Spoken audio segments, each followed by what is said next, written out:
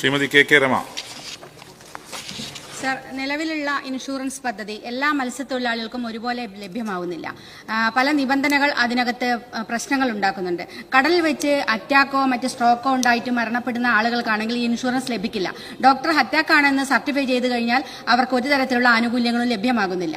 നമുക്കറിയാം, കരയിൽ വെച്ചിട്ടാണ് ഇതുപോലെ അറ്റാക്ക് ഉണ്ടെങ്കിൽ ആശുപത്രിയിൽ എത്തിക്കാൻ സാധിക്കും. പക്ഷേ കടലിൽ വെച്ച് മത്സ്യബന്ധനത്തിൽ പോയ തൊഴിലാളികൾ കടലിൽ വെച്ച് ഇത്തരത്തിലുള്ള പ്രശ്നങ്ങൾ ഉണ്ടാകും, അറ്റാക്കൊക്കെ ഉണ്ടാകുന്ന സമയത്ത് ഹോസ്പിറ്റലിൽ എത്തിക്കാൻ പോലും സാധ്യമാകുന്നില്ല. അപ്പൊ ഇത്തരം തൊഴിലാളികൾക്ക് കടലിൽ വെച്ചുണ്ടാകുന്ന എല്ലാത്തരം മരണങ്ങൾക്കും ഇൻഷുറൻസ് പരിരക്ഷ ലഭ്യമാക്കുന്നതിനുള്ള നടപടി സ്വീകരിക്കാൻ സർക്കാർ തയ്യാറാകുമോ എന്നതാണ് ചോദ്യം. ഇൻഷുറൻസ് കമ്പനി അതിന് തയ്യാറല്ല.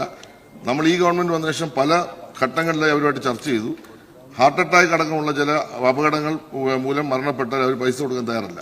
അതുകൊണ്ട് പ്രത്യേകമായ സഹായം ഗവൺമെന്റ് പ്രഖ്യാപിക്കുന്നു. അങ്ങനെയുള്ള മരണങ്ങൾക്ക് പ്രത്യേക ധനസഹായമായി 5 ലക്ഷം രൂപ മുഖ്യമന്ത്രി മുൻകൈ എടുത്ത് ഇപ്പോൾ നമ്മുടെ ഗവൺമെന്റ് അനുവദിച്ചു കൊടുക്കുന്നുണ്ട്.